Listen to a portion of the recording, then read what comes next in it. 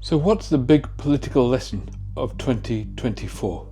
What is it that we can learn above everything else as progressives who obviously took a big blow at the election of Donald Trump and at a number of other right-wing results in elections around the world, at the rise of the far right, not just in the US but in the UK, in France, in a number of other countries.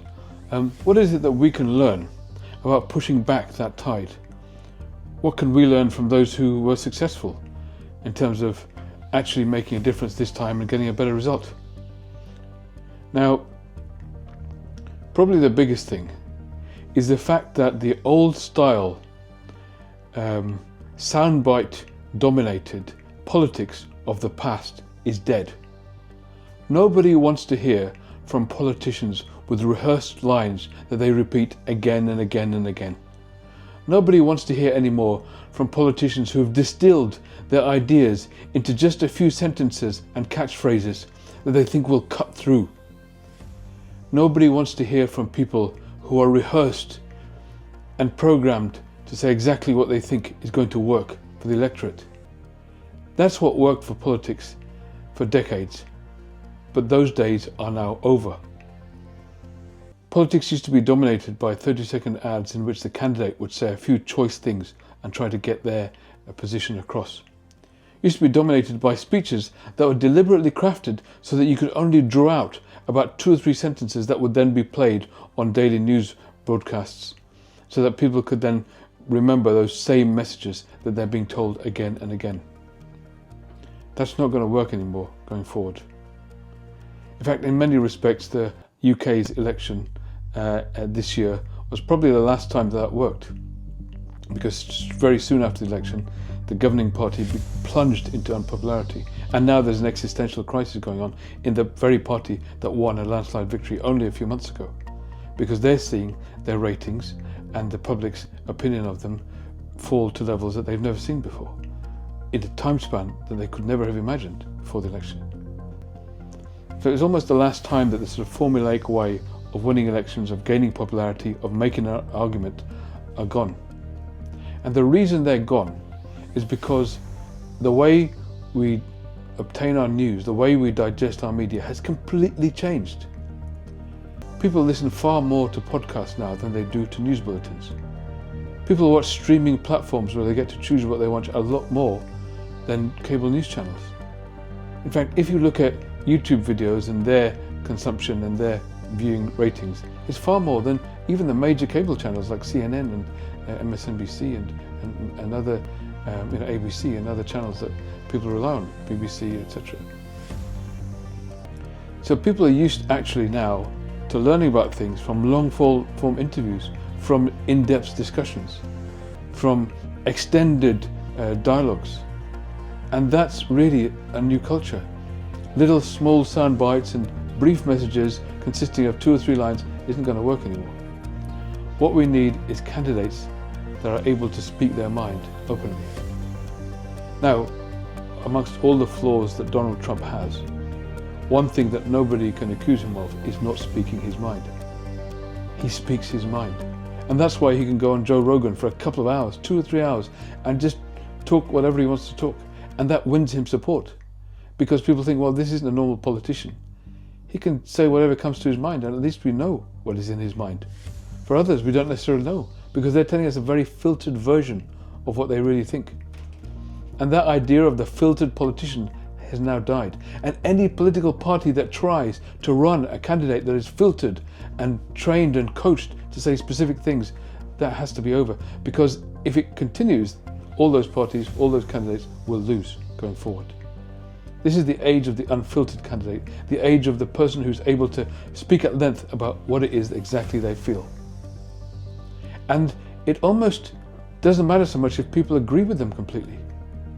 I mean, look at Donald Trump, look at the exit polls. A lot of people have disagreed with a lot of things about Donald Trump. He wasn't actually that popular as a person, but they voted for him anyway. Because they thought, actually, at least you know where you stand with him. And, of course, they hoped that that might lead to something better. But they certainly didn't think that underneath what he says is a whole load of other things which he's not admitting to. I mean, he's admitted to everything he could possibly do. So even if people aren't fully subscribed to an agenda of a politician, what they're really looking for is someone who'll say what they feel, someone who'll be open about where they stand. And that is something they will respect more than anything else.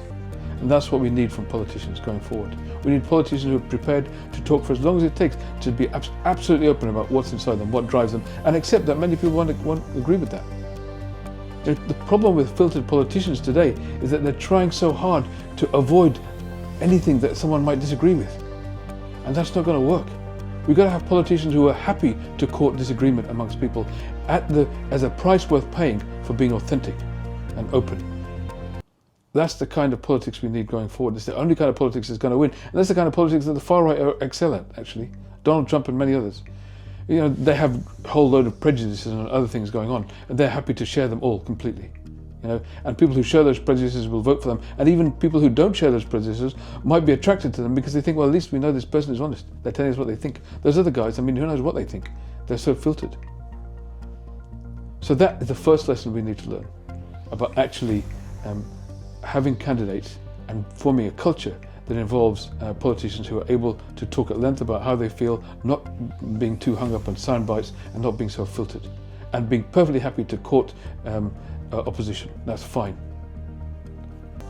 The other thing is a deeper thing, and I'll make another video about this another point, but this is about involving people in their own governance. The days have gone when electing a few people to make decisions for everybody is satisfactory. We all have so much information these days. We all have so many opinions.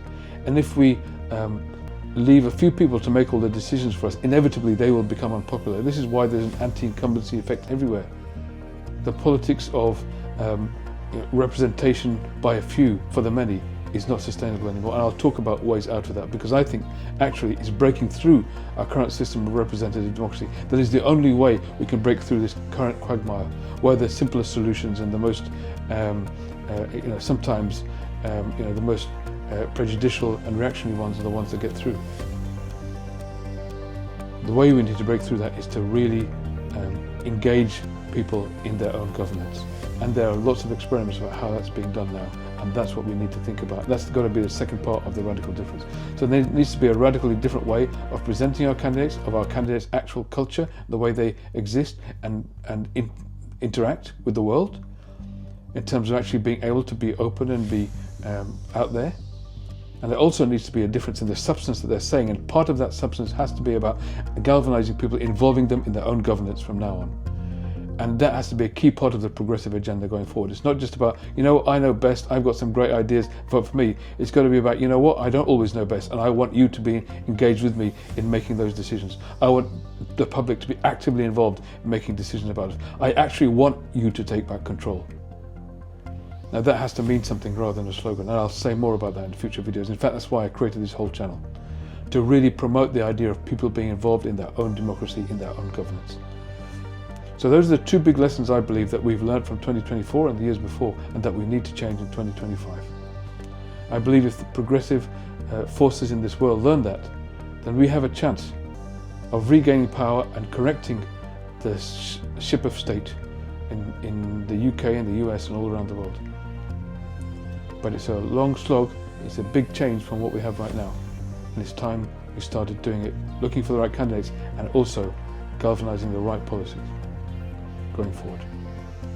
There's a lot to hope for in 2025 and beyond if we can do those things. I'm going to be making a whole stream of videos about politics, philosophy and mental health, because all those things now go together. We need to look after ourselves if we're going to be able to stand up, resist what's happening and fight for our way of life. And the most important video I'll make is the one about the way in which we're going to have to renew and reinvent our democracy if we are to save it. So please like and subscribe, join my channel, and let's support each other.